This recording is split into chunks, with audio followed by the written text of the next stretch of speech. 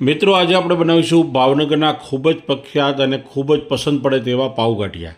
આ પાવગાંઠિયા બનાવવા બિલકુલ આસાન છે મિત્રો। એના માટે આ રીતે એક સ્પેશિયલ પ્રકારના ગાંઠિયા મળે છે જે માર્કેટમાં આસાનીથી મળી જાય છે। આખા ગુજરાતમાં ગમે ત્યાં મળે છે અને એના એક અલગ પ્રકારના પાઉં પણ આવે છે જે એકદમ નાની સાઇઝના આવે છે અને એ લગભગ ભાવનગર સિવાય તો ક્યાંય મળતા નથી, પણ તમે રેગ્યુલર લાદી પાઉંનો પણ ઉપયોગ કરીને પાવગાંઠિયા બનાવી શકો છો। અને સાથે એની એક ચટણી બનાવવાની હોય છે।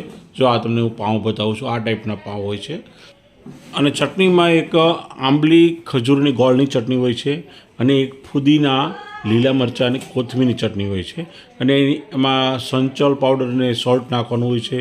કોઈ લીંબુના ફૂલ નાખે છે અથવા તો લીંબુનો રસ નાખે છે। તો આ રીતે અલગ અલગ રીતે ચટણી બનતી હોય છે। હું તમને ચટણીની પૂરેપૂરી વિગત ડિસ્ક્રિપ્શન બોક્સમાં આપી દઈશ, એ મુજબ તમે બનાવી શકો છો। અને આ ચટણીની અંદર ખાસ જો ઇન્ગ્રીડિયન્ટ હોય તો એ ડુંગળી છે। ડુંગળી એટલે કે કાંદા, અને એને આપણે સુધારીને અંદર એડ કરવાના હોય છે। અને આ રીતે હું બંને ચટણી મિક્સ કરીને એક ચટણી બનાવી રહ્યો છું। તો આ રીતે આપણે સમારીને ડુંગળી પણ અંદર એડ કરી દીધી છે, તીખી ચટણી અને મીઠી ચટણી બંને ભેગી કરી દીધી છે। ડુંગળીને સમારવી ન હોય તો તમે એને ખમણીને પણ એડ કરી શકો છો અને ચોપરમાં ક્રશ કરીને પણ કરી શકો છો। આ રીતે આપણે પાઉંમાંથી 4 ટુકડા પાઉંના લઈ લીધા છે। જોઈ શકો છો મિત્રો કે કેટલા નાના પાઉં છે અને આ પાઉંના પણ હજી આપણે ટુકડા કરવાના છે અને ત્યારબાદ પાઉં કરતાં થોડી ક્વોન્ટિટી વધારે આપણે ગાંઠિયા લેવાના છે અને એકદમ સિમ્પલ પ્રોસેસ છે મિત્રો। ભાવનગર સુધી તમારે આ પાઉં ગાંઠિયા ખાવા નહીં આવવું પડે, તમે તમારા ઘરે જ આટલા બધા સરસ પાઉં ગાંઠિયા બનાવી શકશો। તો આ રીતે આપણે ગાંઠિયા પણ લઈ લીધા છે।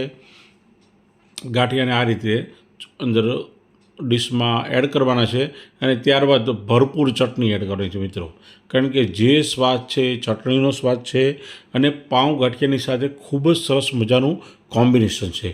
અને મિત્રો આ પાઉં ગાંઠિયા ભાવનગરના જ કેમ વખણાય છે? એટલા માટે કે એની શરૂઆત ભાવનગરથી થઈ।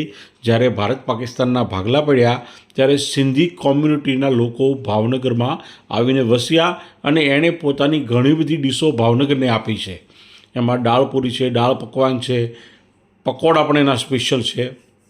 તો આવી રીતે એણે પાઉં ગાંઠિયાની ડીશ પણ ભાવનગરને આપી અને ભાવનગરના લોકોને ખૂબ જ પસંદ પડી છે। તો આ રીતે આપણે ઉપર થોડી ડુંગળીથી ગાર્નિશ કરવાનું, થોડી કોથમીરથી ગાર્નિશ કરવાનું, ભરપૂર ચટણી નાખીને આ રીતે આપણે પાઉં ગાંઠિયા બનાવ્યા છે। તો મિત્રો આ સિંધી લોકોની ભેટ છે ભાવનગર માટે અને ખૂબ જ ટેસ્ટી ડીશ છે મિત્રો।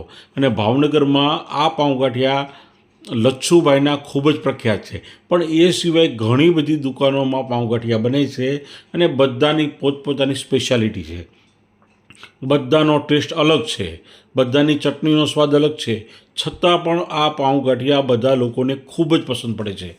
ભાવનગરમાં લગભગ હું સમજું છું ત્યાં સુધી 6 થી 7 જગ્યાએ ખૂબ સારી ક્વોલિટીના પાઉં ગાંઠિયા ખૂબ જ વખણાય છે, મોઢામાં પાણી આવી જાય એટલા બધા સરસ પાઉં ગાંઠિયા બને છે। તો આ રીતે તમને પણ જો મારો વિડીયો ગમ્યો હોય તમારા ઘરે બનાવજો અને મને કોમેન્ટ કરી જણાવજો। મળતા રહીશું નવા નવા વિડીયો સાથે। જય હિન્દ, જય જય ગરવી ગુજરાત।